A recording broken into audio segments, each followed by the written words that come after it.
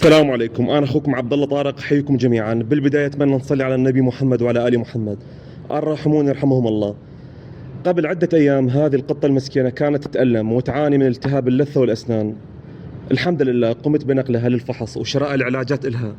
تعرفون التهاب اللثة يدمر القطة دمار، والمسكينة كانت الإفرازات تسيل من فمها وكانت جدا تتألم بسبب الألم، والفم بالكامل يعاني من تقرحات.